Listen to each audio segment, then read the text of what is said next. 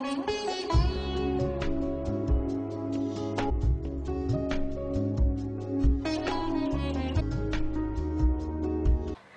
এই বিশেষ আয়োজন রং তুলি আমরা এবং বিপাশা হায়াত ছবি আঁকছে, আমি তাদেরকে বিশেষ শিশু বলবো না, তারা শিশু এবং ৮-১০টি সুস্থ মানুষের মতোই তারা কাজ করতে পারে। আমার ছেলে রিয়াদ হাসান যে এখানে এসে ছবি আঁকতে পারছে, আমি নিজেকে খুব গর্বিত মনে করছি।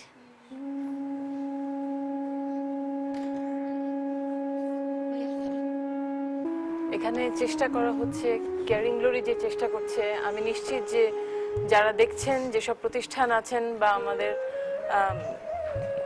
সরকার প্রধান যারা আছেন, যিনি আছেন, তারা সবাই চেষ্টা করবেন যে এই মানুষগুলোকে আমরা মানুষের মর্যাদা দেব এবং তাদেরকে একটি সুস্থ স্বাভাবিক জীবনে যেন তারা চলাফেরা করতে পারে সেই ব্যবস্থা আমাদের করতেই হবে। আমার নাতি আপনাকে দেইয়া এই যে ভোরবেলা ৫:১৫টার সময় না কয়টার সময় আমি চলে আসছি নাতি নিয়ে ট্যাপরা স্টেশনে আসছে শিয়ালো থানায়। তা এত যে কষ্ট করে আসছি, আমার নাতি সবসময় হাসতেছে, ওই যে স্যারেগো দেখে আপনাকে দেখে, আপনাদের সহযোগিতা করতেছেন, আমার কাছে খুবই ভালো লাগে।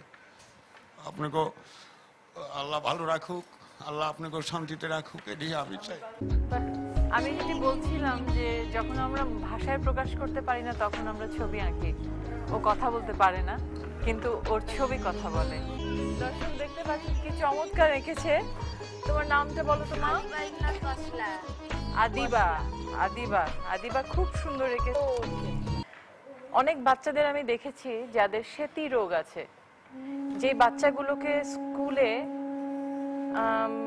আমি নিজে দেখেছি যে ভর্তির জন্য একজন মা একটি স্কুলের সামনে দাঁড়িয়েছিলেন, তাকে ঢুকতে দেওয়া হয়নি।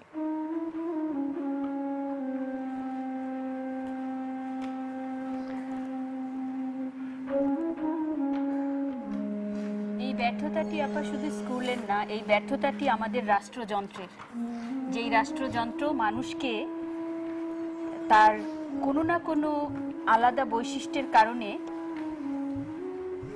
মানুষ সমগ্র মানবতা থেকে দূরে রাখে, এটি রাষ্ট্রযন্ত্রের ব্যর্থতা। এবং আজকের এই আয়োজন সেই রাষ্ট্রযন্ত্রতে সামান্য একটি ভূমিকম্পর মতো একটি কম্প দিবে বলে আমি আশা করি।